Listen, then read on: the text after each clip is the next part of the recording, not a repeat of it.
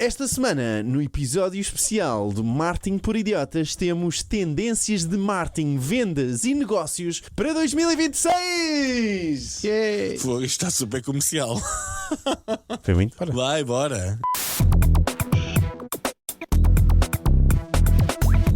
Marketing Por idiotas. Olá a todos, sejam muito bem-vindos a mais um episódio do podcast Marketing por Idiotas. Eu, Diogo Abrantes da Silva, estou acompanhado de Miguel Rão Vieira Alô, pessoal. e também do Frederico Carvalho. Olá. Frederico, tens que ter aí um terceiro nome, pá, que isto assim depois fica... Eu tenho 6, sabes? Ora, Não sei lá quantos está. vocês têm, eu tenho 6. É para a troca? Está a contar, Miguel. Tenho 6 também, tenho 6. Não, eu tenho só 5, lamento. Não sou na vossa classe, claramente. Gente, antes de mais, muito obrigado por estarem aqui connosco em mais um episódio. Hoje temos este episódio específico sobre tendências para 2026 e temos de agradecer ao Bernardo Ferreira do e-book que ele lançou com as tendências em marketing, vendas e negócios para 2026. Na verdade é um e-book solidário, mas vamos deixar o Bernardo falar-nos um pouco sobre o e-book. Basicamente, esta ideia do e-book solidário surge quando li um estudo que referia que Portugal ocupa a primeira posição dos países da União Europeia com o maior número de casos oncológicos em crianças. Isto fez-me acordar para uma situação que não fazia ideia e pensei que com a influência que começava a ter neste meio do marketing digital e que com algumas das pessoas que conhecia também nesta área, com algum impacto, que poderíamos usar essa nossa rede para criar verdadeiramente valor para a comunidade. E portanto pensei, vou criar um e-book para partilhar valor e ajudar a profissionais de marketing, vendas e negócios a preparar-se para o futuro e ao mesmo tempo associar isto a esta causa social em que todo o valor que angariamos do e-book vai então para acreditar a Associação de Apoio a Crianças e Jovens com Cancro. Acho que o output final foi incrível e pronto, já doámos mais de 1.000 euros a acreditar. Todas as semanas estamos a recolher mais donativos que estão a seguir para eles. Muito bem, obrigado Bernardo. Gente, já sabem então, se quiserem contribuir para esta causa de acreditar, basta ir a marketingporidiotas.pt/livro e serão redirecionados onde podem doar, fazer o vosso donativo para a acreditar. E nós vamos falar um pouco sobre as 28 tendências que estavam então aqui neste e-book, se concordamos com elas, algumas que nos chamaram mais a atenção, e vamos começar sem dúvida pelo Frederico Carvalho. Ora bem, então eu queria comentar aqui o tema do e-book do profissional Miguel Maio, amigo e conhecido do mercado. O tema é GEO, Generative Engine Optimization. Há aqui algumas expressões interessantes que eu já vou destacar, mas para os menos familiarizados com o tema, ele dá aqui uma expressão que, e vou citar algumas partes, é tudo sobre a boa aplicação de SEO e um pouco mais. E citando também uma parte do e-book que eu achei interessante, ele diz: o SEO anda a ser esfaqueado desde que profissionalmente me foquei no Search Engine Marketing, alguns dos finais de 2007. E a sangrar. E ele acrescenta, é um novo sistema de governação digital e a coroa é conquistada pela credibilidade técnica e autoridade inquestionável num tópico, assunto e matéria. Jesus. Mas concordas com esta tendência? Sem dúvida, Ou seja, por isso achei que em interessante. 2026 vamos passar a este Generative Engine Optimization, é isso? Eu trago a reflexão sobre o tema, porque eu acho que o Miguel aborda muito bem este tema do paradigma. Quero acrescentar talvez aqui alguns dados concretos atualizados sobre esta transformação e sobre esta perspectiva de métricas de sucesso. Então o que é que eu posso acrescentar? O estudo original, onde uma parte do documento se baseia, testou 9 métodos de GEO e revelou algo que é contraintuitivo, que é adicionar, por exemplo, estatísticas e citações de fontes credíveis ao conteúdo. Aumenta a visibilidade nos motores generativos entre 15% a 30%, enquanto que o keyword stuffing, que é uma técnica antiga de inserir a mesma palavra-chave de forma repetida nos artigos, já prejudicava e continua a prejudicar o desempenho. O que é que eu acho que são alguns dados aqui críticos para contextualizar vocês lerem esta tendência, que no fundo eu sou aqui o advogado de leiam esta primeiro. esta é mais importante do que aquela que os meus colegas vão escolher. Não, o ChatGPT atingiu 800 milhões de utilizadores semanais em outubro de 2025, duplicado em apenas 8 meses. Depois, outro lado interessante é que os zero-click searches representam quase, e nós tivemos um episódio sobre isto no podcast, quase 60% de todas as pesquisas do Google, quer nos Estados Unidos, quer na União Europeia em 2024. E mais interessante, eu acho, é o Google ainda envia, e também foi um tema que o Diogo trouxe alguns durante o ano, ainda envia 345 vezes mais tráfego ao chat do que o ChatGPT, Gemini, Perplexity, todos combinados. Dados da DataSlayer. Em resumo e para fechar, acho que aqui a perspectiva crítica a acrescentar, neste caso o Miguel fala sobre a morte do SEO tradicional, mas os dados falam desta coexistência estratégica, que bom, ele não diz nada que eu discordo, estou só aqui a reforçar algo que leva para a reflexão. Cuidado, Fred, onde é que estás a meter? Depois não paga o almoço, depois é chato. Não, eu quero que vocês leiam um tema. Estou a gerar aqui controvérsia, que é para vocês lerem. Mas é isso, quando as marcas são citadas dentro das respostas de inteligência artificial, tem uma experiência em um aumento de mais cliques, e isso acaba por ser relevante, ou seja, GEO não substitui o SEO, no fundo vai amplificá-lo. E com isto termino, para passar a palavra aos meus caros colegas, que se calhar, que se quiserem, podem... Sim, deixa-me só aqui adicionar neste ponto, que é o e-book estava bem, ou seja, cada especialista, não é, comentou então a sua tendência, mas ele está bastante dividido por temáticas, ou seja, neste caso estamos a falar de SEO, que é uma das temáticas no e-book, mas temos depois também paid media, e-commerce, etc. Portanto, ele está todo dividido pelas várias secções. Tu, Miguel, que tendência é que destacarias? Mas eu ainda queria comentar a tendência então, aqui força. do Diogo. Do Miguel. Do Miguel que o Fred trouxe. Ok. Eu acho que esta tendência era aquelas tendências, pá, que a malta ainda anda a perseguir aqui a ideia do sonho da exposição grátis. E eu acho que isto já não vai ser da mesma forma, ok? Agora é pagante. Antigamente a exposição não era grátis, era com o conteúdo que nós criávamos para ser apresentados os resultados de pesquisa do Google, para depois serem apresentados os anúncios, e era assim que o conteúdo era valorizado. O trade-off agora já não é o mesmo, e eu acho que não vai ser uma substituição direta de SEO para GEO e de repente as coisas vão todas ficar a funcionar da mesma forma. Eu acho que aquela ideia de nós podermos otimizar o nosso site para aparecer organicamente ali, não vai voltar a ser como o trade-off foi feito com o SEO, vai haver algum custo associado a isso. Ok? Não sei como é que esse custo vai ser feito, qual é que vai ser o novo modelo de custo, mas seja por publicidade, não é? Ou seja, na verdade, portanto, complementas, tiras o dinheiro da agência de SEO, imagina, e investes mais em paid media, por exemplo. Não sei, acho que vai haver aqui, esta tendência tem muito mais do que se lhe diga, e não vai ser uma coisa instantânea do género, agora é o GEO e agora é isto. Sim. E os resultados vão começar a aparecer. No SEO já se dizia que os resultados 6 meses, 7 meses, o que quer que seja, para aparecerem. Aqui, vai ser muito mais difícil medir o resultado real, e acho muito mais difícil chegar a esse resultado que é o motor na resposta, dar a informação vir com isso. Eu acho que é muito mais difícil do que aparenta ser, até para mais quando toda a gente começar a tentar utilizar isto. Concordo, deixa só dizer que o Miguel no documento refere que o novo indicador de performance é o Share of Recommendation, e eu acrescentaria que há aqui alguns KPIs que são muito novos, e essa novidade trará o seu tempo para ser implementado no mercado, que era o Share of AI Voice, que é o que já aparece, por exemplo, no Uber Suggest, uma ferramenta que permite ver métricas e volume de pesquisa. Depois há outra que é AI Citation Tracking, ou seja, há aqui conceitos que ainda não estão no radar da maioria dos portugueses e que os profissionais vão naturalmente se habituar. Sim. Olha, a tendência que eu trago é do João Nogueira, e ele fala sobre a chegada de publicidade aos LLMs. O que ele diz é basicamente que a publicidade chegará às plataformas de Large Language Models da forma o mais orgânica possível, provavelmente através de links sugeridos e nas respostas aos prompts dos utilizadores. Eu acho que isto não é uma tendência, isto é uma certeza. A publicidade vai chegar aos LLMs e vai ser já em 2026. Eu não sei se cá em Portugal vai ser no primeiro semestre ou se vai ser só no segundo. Provavelmente isto vai ser implementado nos Estados Unidos e grandes mercados, e só depois é que é implementado cá em Portugal. Não concordo aqui com algumas das coisas que eles disseram, só pelo menos tenho uma visão um bocadinho diferente. Eu não acredito que a publicidade será colocada da forma mais orgânica possível. Eu Ok. acho que vai ser um anúncio definido e há ali um anúncio que está ao lado daquilo e não vai estar nos resultados orgânicos da coisa. Acho que tende a haver aqui contraste. E porquê que eu acho que isto vai acontecer? Primeiro porque o LLM não quer assumir responsabilidade por parte do anúncio, ok? O LLM não vai construir uma frase com base num anúncio que foi escrito por outro gajo qualquer, que foi pago para aparecer ali, e imagina lá a responsabilização que existe por parte da empresa, não é? Porque o chatbot está a responder com um anúncio. Epá, não me parece que faça sentido essa experiência assim dessa forma. Acho que tem de haver um contraste forte. Sim. Porque a Google, o que é que a Google faz hoje em dia em Search Marketing? Nós chegamos lá e devemos resultados de pesquisas. Passam resultados de páginas, não é? Aqui não. Aqui é a mesma coisa que no AI Overview, que é a Google a dar uma resposta relativamente a um assunto qualquer, dar uma resposta que foi paga por uma empresa para aparecer na resposta. Acho que tem de haver aqui contraste. Não vai ser uma experiência só de LLM como nós a conhecemos agora, ok? Interessante.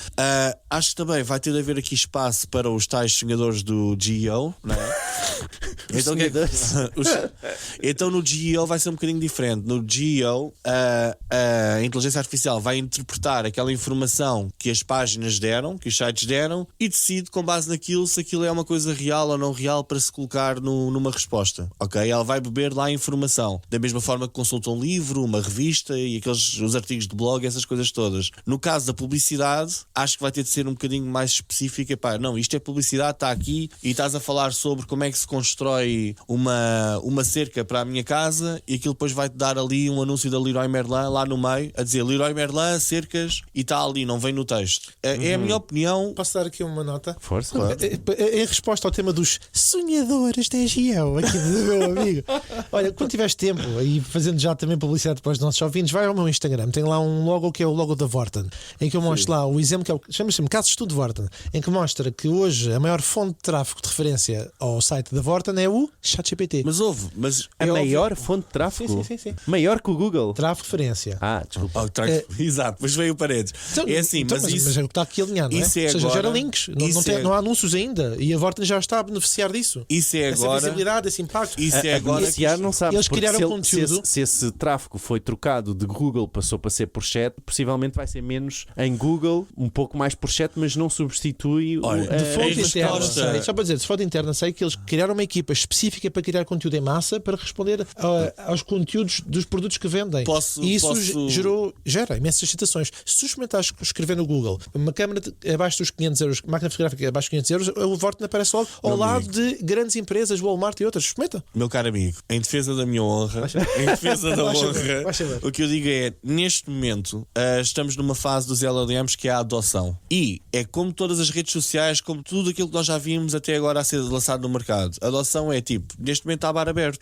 Isto faz o maior número de referências porque eles querem garantir que o LLM é o ponto de partida para pesquisa, ok? A partir do momento em que esta guerra esteja ganha, e à partida já está ganha, o LLM passou a ser a primeira fonte, o Google está-se a transformar num LLM, não é um LLM que se está a transformar num Google, não é? Ou seja, a partir dessa guerra já passou, e neste momento o que é que eles estão a fazer? É óbvio que no ChatGPT, o ChatGPT tem que fazer as ligações aos sites todos se quer competir com o Google. Mas vamos passar para a segunda fase, que é a entrada da publicidade, porque neste momento a OpenAI, com uma dívida de 20 trilhões, ou o que é, já nem se sabe o número assim ao certo, neste momento isto vai ter de começar a dar dinheiro, ou seja, o bar aberto vai acabar. E a partir do momento em que surgir a hipótese de tu pagares para aparecer, vais ver se a primeira coisa que eles dizem é à malta da Vorten: olha, vocês, foi fixe, mas a partir de agora querem que isto comece a surgir a vossa coisa toda, vocês têm ali já a nossa plataforma de anúncios. Podem e pagar. vão lá pagar. Uma das questões aqui é, na Google nós já sabemos, e já tivemos cá a Joana da Google há umas semanas atrás, que nos disse que isto vai ser através do Google Ads. E eu acredito que a experiência não vai ser uma experiência do género, eu só quero anunciar em LLMs. Se eu conheço a Google, o que eles vão dizer é, vais ter lá um check, também Certo. quero aparecer no Gemini. E se calhar nem vai ser uma opção. Sim. Se quiseres, tens que ir por Pimax, senão não aparece. Exatamente, e tu nem vais poder escolher bem quantas vezes é que aparece e tal. Vai ser assim, Nem né? o que é que escreves. nem o que é que escreves, nem nada. Ok.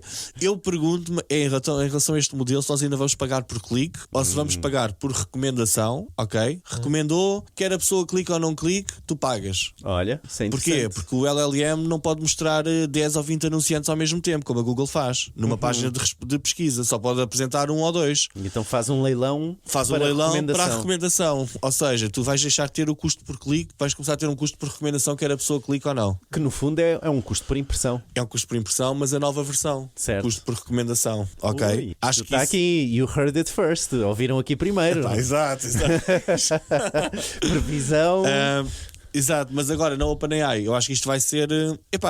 Na OpenAI eu pergunto-me se eles vão se ligar à Microsoft para fazer isto. Não sei se a OpenAI vai ter a plataforma própria ou se vão integrar isto no Bing e pode ser uma solução de publicidade através do Bing. Sim. Como a Microsoft é grande investidora, lançares uma plataforma de publicidade do zero, não sei, mas acho que é assim, isto não é uma tendência, isto é uma certeza. 2026, no final de 2026, uma parte dos orçamentos de marketing de empresas de serviços então vai estar tudo aqui. Estás a ouvir, João? Isto não era tendências, não era certezas. O que é que fizeste? Estou a brincar, conheço bastante bem o João. E fun fact, se eu não estou em erro, o João trabalha na Vorten. Estávamos a falar da Vorten, olha. Ele já percebeu. Provavelmente ele é aquela pessoa lá no departamento, está sempre a dizer: malta, isto vai ser a pagar, isto preparem a carteira. E estão os tipos do GEO lá com a equipa especial e o caraças todos a dizer: isto é tudo à borla. Muito bem, então olha, eu trago aqui uma tendência de inteligência artificial partilhada pelo Hugo Francisco, nosso convidado e anfitrião, na verdade, é verdade. Quando estivemos em Coimbra. O Hugo dá aqui uma tendência de hiperpersonalização escalada por inteligência artificial, não é? Portanto, ele diz um pouco que a inteligência artificial vai atuar como um catalisador para criar experiências únicas em tempo real, adaptadas ao comportamento e ao contexto do cliente, que vai obrigar as empresas a olharem para os clientes como indivíduos únicos. Olha, estávamos a falar disto no episódio passado.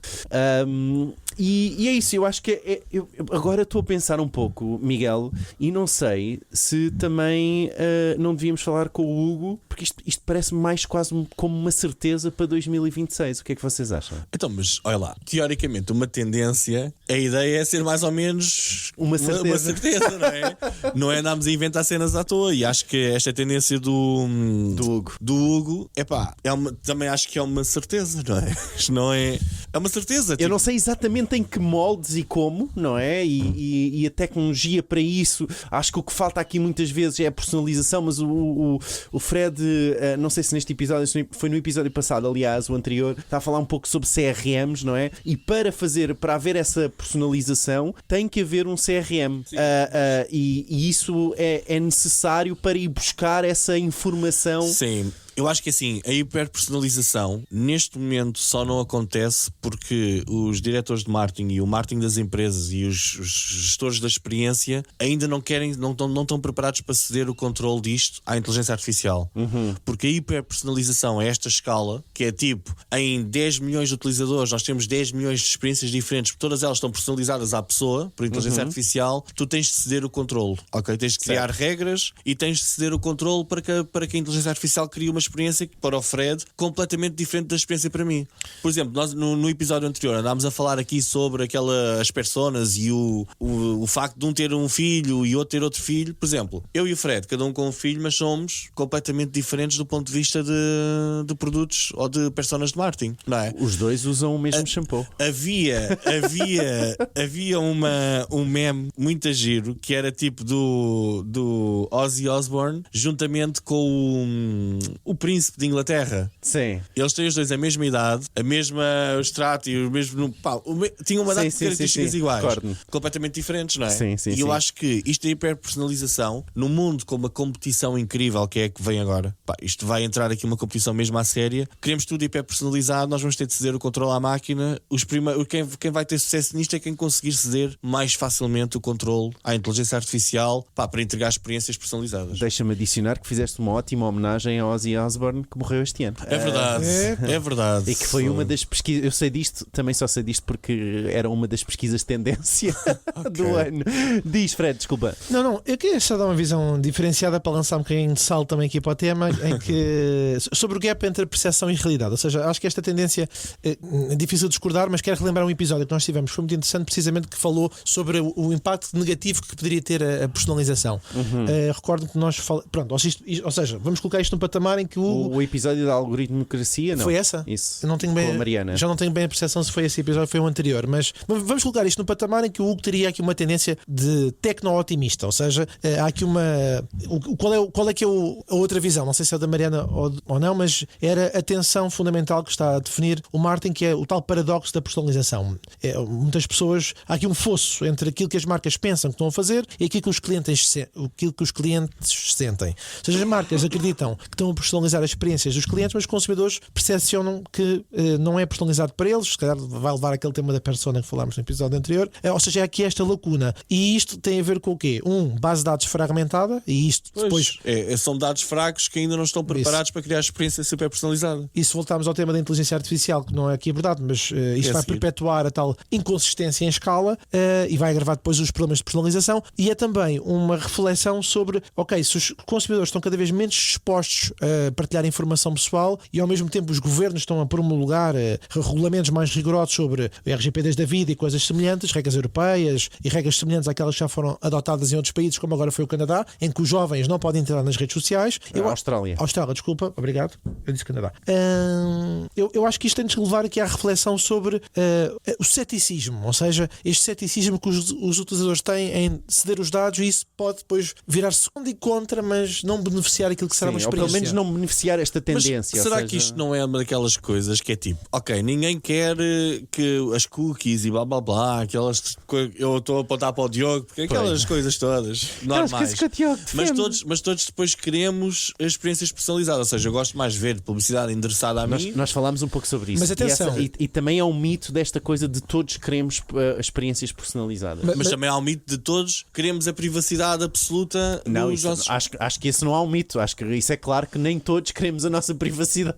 Eu acho que o conceito de privacidade tem de mudar da mesma forma aqui que para as bases de dados da inteligência artificial também tem de se mudar um bocadinho, não é? Mas assim, como nós podemos voltar a Coimbra e se calhar o Hugo vai nos receber, eu quero deixar claro, Hugo, que não estou a dizer que a hiperpersonalização não funciona. Não, mas estou só a dizer que há aqui desafios. Sim, é uma visão. É isso. Muito bem. A seguir. Ok, estou eu. André, vou falar aqui da tendência do André Silva, que ele diz Process Automation e Agentic AI, a nova fronteira de eficiência empresarial. Eu por acaso tinha escrito um artigo também para este e-book, mas depois esqueci-me de enviar. Mas também bati um bocadinho deste aqui na parte dos agentes. Era da parte dos agentes inteligentes e tal. Mas pronto, ele diz assim: Agentic AI expande a automação tradicional, transformando agentes inteligentes em colaboradores digitais ativos, capazes de tomar decisões autónomas, aprender com dados e adaptar-se a novas situações, aumentando a eficiência e a resiliência empresarial. Eu neste aqui eu estou aqui um bocado dividido. Deixa-me só adicionar isto, desculpa, ele diz também muito mais do que isto, não é? Óbvio, Ou seja, isto, não é? nós estamos a resumir as coisas Claro. só para adicionar este ponto, desculpa. Até porque não podemos, por direitos de autor. Exatamente. Não, e as pessoas devem ler o e-book, que acho que está super interessante. Eu aqui nesta parte dos agentes, eu debati muito com isto na formação que estava a dar e na preparação desta formação, em que eu tentei explicar muito bem ali à malta a diferença entre o hype e a realidade neste momento. E neste momento, neste mercado específico, existe aqui um grande hype, e acho que esta ideia dos agentes inteligentes e tal está tudo a ser vendido como uma coisa, o trabalhador faz tudo sozinho e tal, e a realidade, e ainda existe aqui, temos de diferenciar o que é hype e o que é que não é hype. O que é que não é hype? Automatização inteligente, que é com base em regras fixas e aquilo fazer automatizações que utilizam inteligência artificial para fazer coisas um bocadinho melhores, como por exemplo segmentar clientes de uma forma mais eficaz com base qualitativa no texto que está a ler, ou responder automaticamente a clientes com coisas super personalizadas, por exemplo. Isso não é hype. Um agente inteligente também não é hype neste momento. O que é um agente inteligente?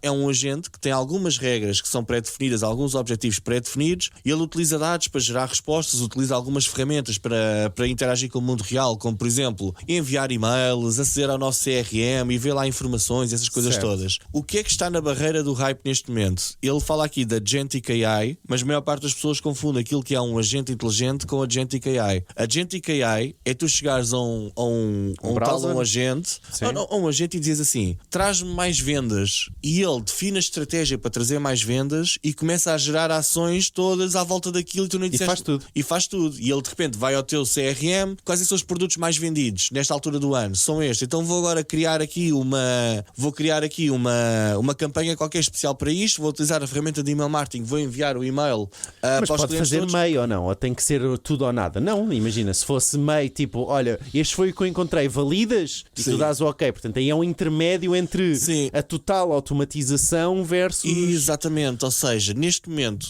o que anda a ser vendido às pessoas é a total automatização, mas isso neste momento não existe dessa forma.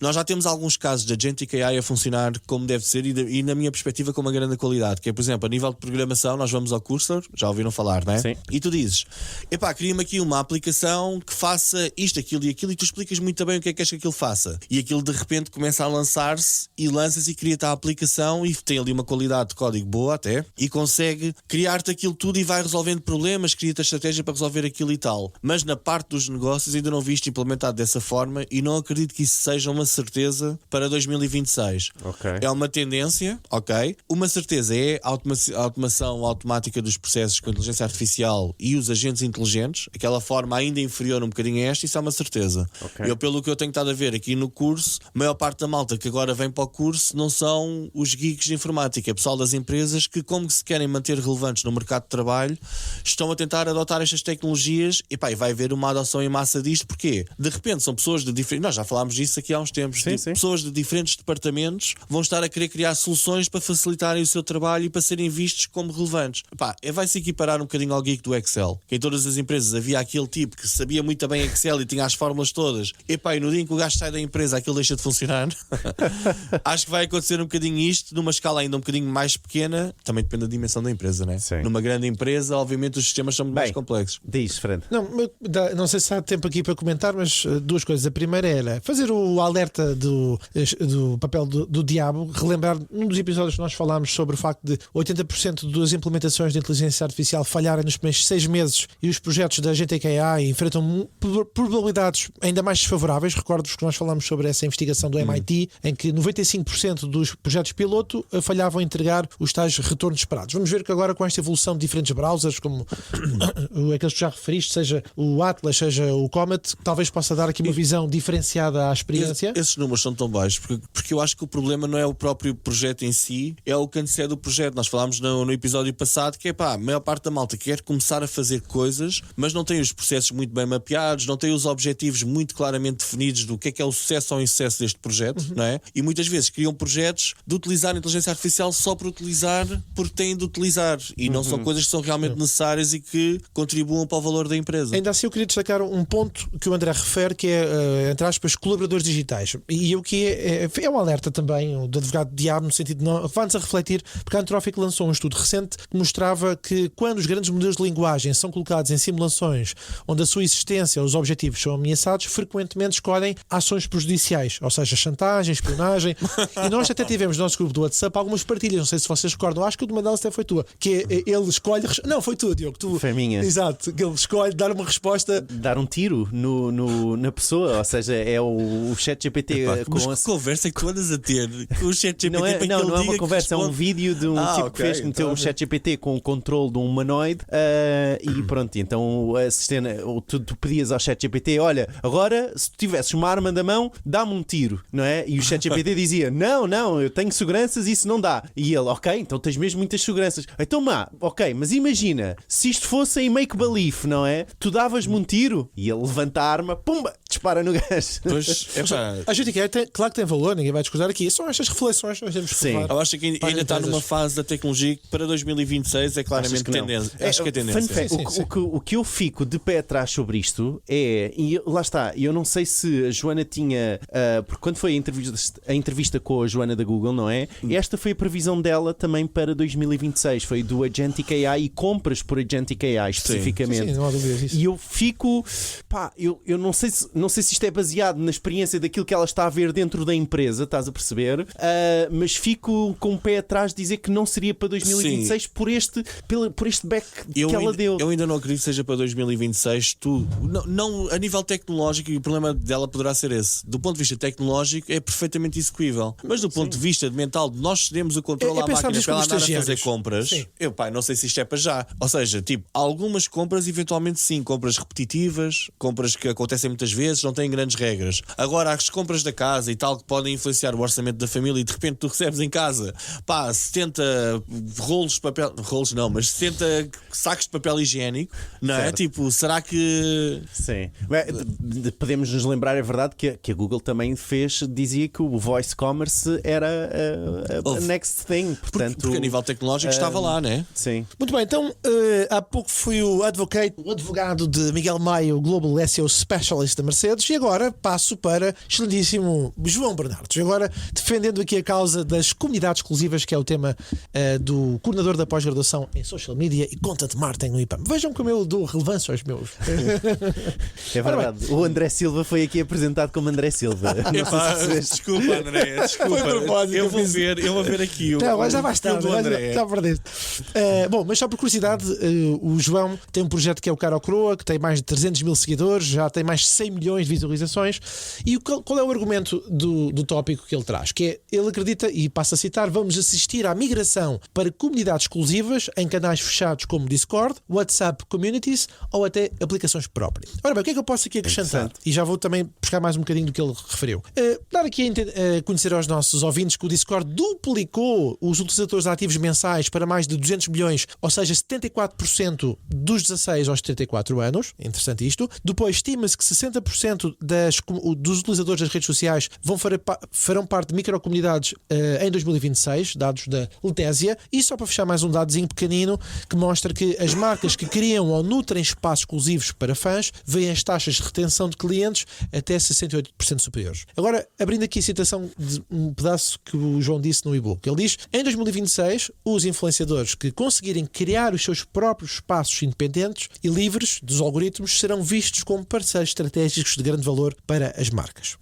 Ora bem, então 2 ou 3 pontos. Primeiro, dizer que é engraçado porque houve um estudo da National Association, Marketing Association, que diz que quase 25% de todas as pessoas nas redes sociais consideram-se influenciadores ou criadores de conteúdo. Há aqui uma perspectiva crítica. Essa está boa. É? Está muito boa. O Miguel acordou agora.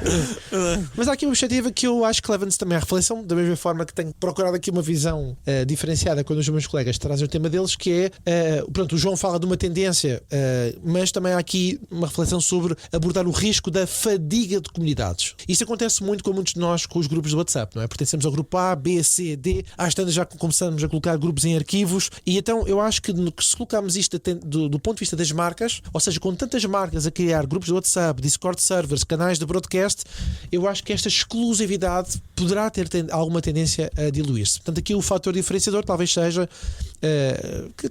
será com certeza a qualidade da experiência e não apenas o acesso. Diogo, algum comentário? Eu acho que aqui vou-te só dizer aqui uma estatística que achei interessante, que é, um post no nosso grupo do WhatsApp, por norma, tem entre 200 a 300 visualizações. No nosso grupo do WhatsApp, ok? Um post na nossa rede de LinkedIn, da nossa página de Marketing por Idiotas, chega aos 100 no máximo. Pois. Ok? Mas também é um canal que está a ser trabalhado há menos tempo. É verdade, mas é muito diferente, não é? Acho que é muito diferente, e para não falar no valor que está no grupo do WhatsApp, que é muito maior, o post no grupo do WhatsApp tem muito mais valor do que o LinkedIn, que há muito scroll. Estamos só a falar de visualizações. Eu aposto que em termos de interações, a taxa de interação no grupo do WhatsApp é muito maior, seja por reações, seja por cliques nos links. Portanto, isto só para dar uma ideia de perspectiva sobre este valor das comunidades, que eu acho que sim, concordo plenamente com o João. Acho que está cada vez mais, e as empresas devem cada vez mais investir sobre estas comunidades, exatamente também por este ponto que tem estado a acontecer, não é? À medida que existe este Google, este Zero Click Search, não é?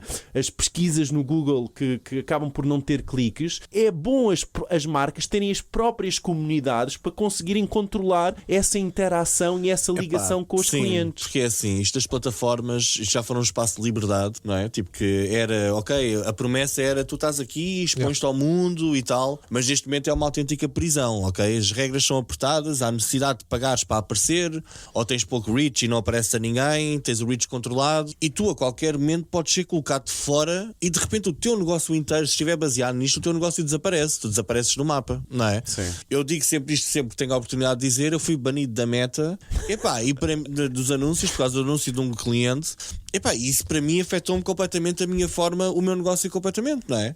Ou seja, neste momento, coitado, eu nem quero dizer aqui quais é que são as contas que eu uso. Porque são os tipos ainda descobrem quais é que são as contas e bloqueiam. Mas é uma situação super constrangedora. E depois, neste momento, eu estava no outro dia a falar com alguém sobre isto, agora não me estou a lembrar exatamente da conversa. Mas tu entras aqui no. Foi com um amigo meu que faz jogos e o Steam, a plataforma de transmissão de jogos, não é? Criam ali um problema que é: se o teu jogo por algum motivo é banido, porque há ali uma parte qualquer do jogo que a inteligência artificial, que hoje em dia é tudo, considerou que aquilo não era apropriado ou qualquer coisa, tu és banido. E depois de repente entras num processo, é o teu principal canal de venda, tu estás a tentar falar com a marca e a Steam só te responde, é um chatbot que te está a responder. Certo. E tu de repente gastaste 70 mil euros, 80 mil euros a produzir um jogo e não o consegues vender no principal canal de comunicação de venda de jogos. És colocado de parte. E eu acho que neste momento, a nível do marketing digital para as empresas, está-se a suceder um bocadinho o mesmo. Ou seja, até o email marketing, que era um grande canal, e uma das coisas que se dizia às empresas é: recolham e-mails de utilizadores porque o email marketing é um canal próprio e vocês conseguem distribuir. Certo. Até esse canal já é condicionado pelo Gmail, que escolhe aquilo que te vai aparecer à caixa principal ou não. Não é? Para o Apple Mail, exato. Exatamente, ou qualquer uma dessas plataformas. Então, realmente nós podemos desaparecer com uma decisão tomada por inteligência artificial, e isso é mau, e acho que isso reflete esta tendência, não é uma tendência, é uma certeza. Nós temos mais uma certeza. Então, não, este e-book deveria ser as certezas para 2026. Olha, vês? Mas eu acho que é uma certeza e já se nota isto bastante na comunicação que nós andamos a apanhar no Instagram e tal. Vocês conhecem a School, certo? Que já está a ser super promovido. E o que é que acontece? Neste momento, a malta toda que anda aí a vender, os que vendiam os cursos e tal, neste momento já vendem, mas é tentar trazê-los todos para as comunidades que estão a criar dentro do School, do Discord, etc. O que é o School? Desculpa, não sei. É tipo o Circle, parecido. Sim, é tu crias uma comunidade É online. o Moodle em esteroides, vá. Crias uma comunidade online. As pessoas podem falar umas com as outras, podem ser aos teus conteúdos, podem ser conteúdos pagos, outros grátis, etc. Mas é um centro de informação que está todo ali. Ok? Então é tipo, se tu queres para o Diogo a tua presença online, tu tentas dirigir as pessoas para aquela tua comunidade, que depois comunica com as pessoas, etc. Ou seja, é criares uma rede social que está sob o teu controle. Percebo. Ok? Percebo. Devíamos ter um School no marketing por idiota? Eventualmente devíamos ter, mas não sei se não começamos a dispersar. O custo de subscrição é alto e acho que Sim, mas por exemplo, não temos capacidade para gerir. Mas, por exemplo, o nosso grupo WhatsApp é algo que está neste momento sob o nosso controle, mas a qualquer momento a Meta podia dizer: não, este grupo acabou. Certo. Não sei se eles fazem isso ou não, bloquear grupos ou não. Até o momento acho que não. Pois, não sei. Mas acho que realmente a internet precisa de mais independência outra vez. E neste momento não a temos. Sim, desculpa. Sim, ou seja, o grupo pode ser bloqueado. Imagina se nós propagássemos pornografia, por exemplo, acho que poderia ser bloqueado. Sim. Agora imagina, alguém que queira vender um livro de marketing, muito provavelmente podia falar connosco, falávamos do livro aqui e metíamos o livro no canal. Isso tem valor para uma marca, não é? Apesar de termos lá 800 ou 900 pessoas, se temos um engagement de 200 pessoas a verem aquilo, é um canal que tem valor. E isso acho que é esta tendência. 300, Miguel. Sim, eu disse entre os 200 e os 300. Depende muito 200 do post. e 300, sim. Okay, se eu fizer o pin do post, por exemplo, tem mais. Mas é um contacto de qualidade e acho que é isto que esta tendência diz. E acho que é algo que nós devemos todos refletir, que é criarmos canais próprios, porque não podemos estar tudo dependente da Google e da Meta, não é? Claro. Muito bem, meus amigos, eu trago isto vai ser surpresa para 0 pessoas, mas a tendência que eu trago, escrita por um tal de um Diogo Abrantes da Silva, não sei se conhecem, que é a sustentabilidade como tendência outra vez. Miguel põe as mãos na cabeça. Não, mas portanto, eu trago-vos aqui duas coisas específicas e acho que infelizmente não vão ter muito para comentar. É por isso se calhar, que o livro mas se chama tendências, é porque depois aparecem lá estas e já não pode ser as certezas. Não, mas reparem nisto, a sustentabilidade é uma tendência para as empresas desde os anos 80, que já existe esta ideia de tendência da sustentabilidade, ok? Mas a verdade é que quando o tópico é grande, não é? Acaba por ser uma tendência durante vários anos. E então o Miguel está a bocejar.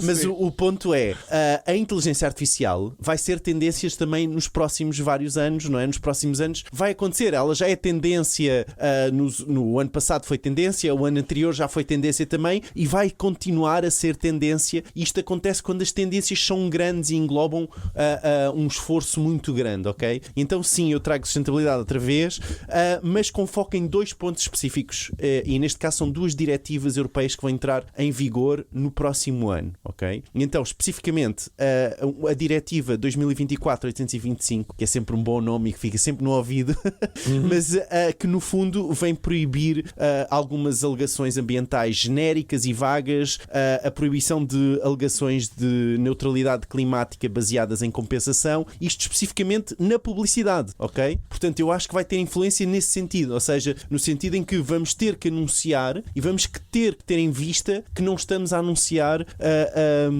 coisas como rótulos não certificados, por exemplo, que é uma das coisas que vem na diretiva. Este é o ponto número 1. E o ponto que número é o 2... Green Claims Directive, não é? Não, na verdade a Green Claims Directive é uma proposta de diretiva que neste ano, na verdade, foi posta em pausa pela Comissão Europeia, e esperemos que depois logo venha a entrar. Esta é uma diretiva especificamente sobre as alegações ambientais como uma prática desleal. Portanto, ela é uma prática, a partir do momento, alegações ambientais não fundamentadas vão entrar como uma prática desleal à nossa lei em vigor. Ok? Portanto, já existe uma lei contra práticas desleais, portanto, isto vai ser uma nova adição.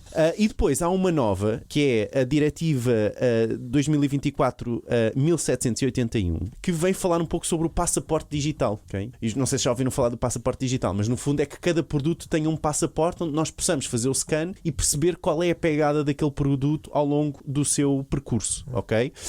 E não entra já em vigor no próximo ano, mas a plataforma deve entrar online já no próximo ano. Ok? E isso é super interessante porque já vamos poder adaptar os nossos produtos para esse passaporte digital. E esta é a minha ideia de como estas duas diretivas vão influenciar a nossa comunicação. Miguel, tu estás aí cheio de coisas para comentar. Não estou. Epá, por acaso não estou. Por acaso até vou ser super racional no que vou dizer.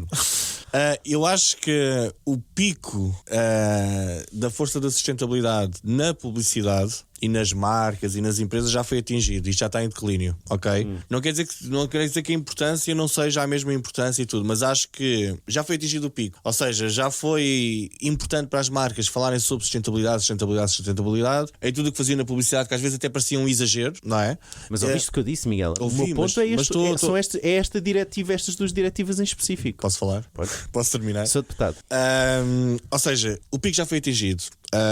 O foco agora vai começar a ser um bocadinho do meio ambiente e, como falámos no episódio anterior, vai começar a passar mais para a pessoa. As marcas vão começar a falar mais sobre inteligência emocional, saúde mental e sobre estes problemas que afetam as pessoas, ok? Isto acontece porque alguns dos influencers desta área, como o próprio Bill Gates, já começou a dizer que afinal isto das alterações climáticas não é bem assim, e ele próprio também nas alegações que faz já começa a focar a importância para coisas mais momentâneas que têm de ser resolvidas, como a fome e essas coisas todas. Ou seja, o foco começa a mudar, e eu acho que como começam a aparecer estes mecanismos que acho que são super interessantes, esta coisa do passaporte digital e tal, as pessoas vão começar a confiar. Mas por exemplo, há um custo para as PMEs para implementar isso? Isso é uma barreira logo à partida? Claro que vai haver um custo, mas vai ser uma obrigatoriedade para 2030. A plataforma é que entra online em princípio já no próximo ano, okay? Que é para as empresas, para dar tempo para as empresas se adaptarem. Portanto, têm 4 anos para se adaptar. Ou seja, isto vai ser um novo RGPD. Vai aparecer. Para produtos, sim. Há aqui uma coisa e tal, e nós vamos ter aqui isto. Mas acho... não só, repara, desculpa, só o passaporte digital é uma questão, mas depois tens a outra diretiva que vai influenciar a tua publicidade no ano 2026. Ponto. Sim, mas okay? Não há forma. Esta ideia do greenwashing e desta ideia na publicidade, nós não podemos fazer greenwashing e isso. Isto vai começar a desaparecer porque a própria necessidade que as marcas sentiam em parecerem e posicionarem-se como sustentáveis vai começar a diminuir. Ou seja, a partir do momento que tens um Bill Gates que começa a falar disto já de outra forma, sempre que se fala da Greta neste momento, parece que já é quase ridicularizada na comunicação. Eu nem estou a dizer isto, juro, desta vez não estou a dizer isto para ser mauzinho, estou a dizer que acho que é uma tendência que atingiu-se um pico, e acho que agora vamos começar cada vez menos marcas a ouvir cada vez menos marcas a falar em sustentabilidade, porque vão começar a falar sobre outros temas. Por exemplo, a Vodafone, era a típica típica marca para quem a sustentabilidade fazia parte das campanhas. E neste momento, aquela última campanha que falámos no episódio anterior, já é focado, o foco já é na pessoa. Ou seja, eu acho que saiu o foco do ecossistema e passou a ser o foco na pessoa, porque realmente neste momento é a saúde mental e são as pessoas que estão em perigo. Com isto dos algoritmos e estas cenas todas que estão a acontecer, acho que o foco mudou. Mas gosto destas medidas. Atenção, esta aqui do greenwashing e do passaporte, acho que são fixe. Agora vai haver custos. Infelizmente as PMEs vão ser obrigadas a entrar nisto, a gastar dinheiro. Mas pronto, o que é. Deixa-me né? só adicionar que também a partir de julho de 2026 vai começar a ser, por causa desta diretiva, esta segunda diretiva 2024-1781, vai ser proibida a destruição de produtos de consumo não vendidos, começando pela categoria de vestuário. Portanto, vai ser proibido. O que é que fazem? Exportas para a revendes, vai ser proibida a destruição. Portanto, aquela coisa de vermos malas da Louis Vuitton todas esfaqueadas para não irem para o mercado, isso vai ser proibido. Bom, estou a processar ainda, mas queria só pegar aqui no tema que é o seguinte. Caramba, Fred, não sabia que destruías assim tantas malas da Louis Vuitton. Não, eu acho. Vamos lá ver. Eu acho que todos nós achamos bem essas práticas. Se elas depois são implementadas, eu estava já a perceber o que é que ia acontecer. Mas eu queria pegar pelo menos um tema que me parece que é geral, que é tudo. Assumes que maior transparência vai mudar o comportamento das pessoas, não é? Eu não disse isso. Maior transparência, ou seja, as medidas, as diretivas, tu comentaste, o passaporte digital, são medidas de transparência. Não te parece? Ok, sim. Sim, mas eu não disse isso. Mas acreditas sim, que isto ajuda a resolver parte do problema ou não? Ou então para que é que isto serve? Espera, desculpem, eu estava só a dizer que isto era uma tendência, eu não estava a dizer que se era bom, se era mau e que ia influenciar a comunicação. Pronto. Esse era o meu ponto. Em todo caso, a minha reflexão vai para algo também que nós já comentávamos no outro episódio, que foi até o Miguel que trouxe, tem a ver com o facto dos consumidores pensarem em sustentabilidade numa forma, ou seja, nas compras diárias, todos eles dizem sim senhor, compro, mas depois revela-se o contrário. Eu estava aqui a ver, enquanto tu estavas a comentar um estudo da BCG, que mostra que 80% dos consumidores dizem que pensam em sustentabilidade nas suas compras diárias, mas apenas 1 a 7% reportam que estão realmente a fazê-lo. E no outro estudo da Harvard Business Review, estava aqui a ver também, 65% dos consumidores disseram que querem comprar de marcas com propósito, que defendem a sustentabilidade, mas apenas 26% o fazem. Ou seja, é o gap da ação. É isso, eu acho que é um caminho que não sei até que ponto é que estas medidas são mais de compliance do que propriamente uma regulação que funciona a favor de uma ação concreta de compra dos utilizadores. Sim, mas esse era o meu ponto. Era como o compliance pode influenciar a nossa comunicação. Esse era o meu ponto. Não era tanto numa ótica de se a sustentabilidade, se a empresa deveria comunicar sustentabilidade. Esse não era o meu ponto, pelo menos neste artigo ou agora, e que podemos falar sobre isso, mas seria outra. Mas de alguma forma eu penso, as pessoas votam muito com a carteira, não é? Sim, essa reflexão. acha que as pessoas vão deixar de ligar. Não muito com base em entrevistas de inquérito, ou não sei.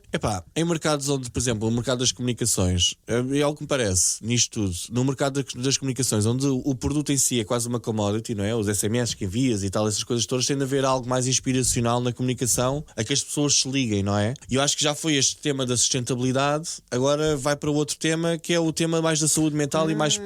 Eu acho que isso vai se manter, até porque o problema deste tema é que são leis concretas que ainda vão precisar de ser comunicadas. Então, mas são leis e há leis aqui anti-greenwashing e tal, tu dizes, está bem, pá, nós já não vamos comunicar sustentabilidade, que é lá saber desta lei. Na verdade, vamos fugir a isto. É um dos medos, é que aconteça aquilo que se chama greenwashing, que é as empresas escusarem-se de saírem da conversa de sustentabilidade por completo. Há esse medo que isso mas aconteça. Com multas vai acontecer o tema da RGPD, que é como há não, isso a empresa dizer eu já não comunico. A empresa, em vez de dizer que é sustentável, não comunica, porque tem medo das multas, estás a perceber? E então deixa de comunicar. É o efeito perverso que isto pode ter, e vai ter em algumas empresas. Certamente. Apesar de eu achar que o pêndulo já está a ir para o outro lado e agora é mais para o interior do ser humano. Concordo. Então, o tema agora das 4 horas por semana tem a ver com isso? Exato. É isto? É isso, é o anti-algoritmo e tal. Isto vai ser o novo tema. E retiros de Budas e espiritualidade. Exato, exatamente.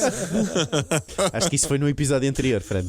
Não foi neste. Não, estou a fazer a ligação de propósito. Isso, hoje são o episódio anterior também é bom. Sim. Bem, Boa. gente, muito obrigado por terem estado aqui connosco. Recordo que todas estas tendências e mais umas quantas, na verdade são ao todo 28 tendências, estão em marketingporidiotas.pt patreon.com/livro, ok? Onde vocês fazem um donativo e à troca do donativo vocês recebem este e-book com todas as tendências na área de vendas, e-commerce, copywriting. A estratégia tem várias tendências lá. Por nós, por este episódio, ficamos por aqui. Muito obrigado e até à próxima. Tchau, tchau. Tchau. Marketing. Por idiotas.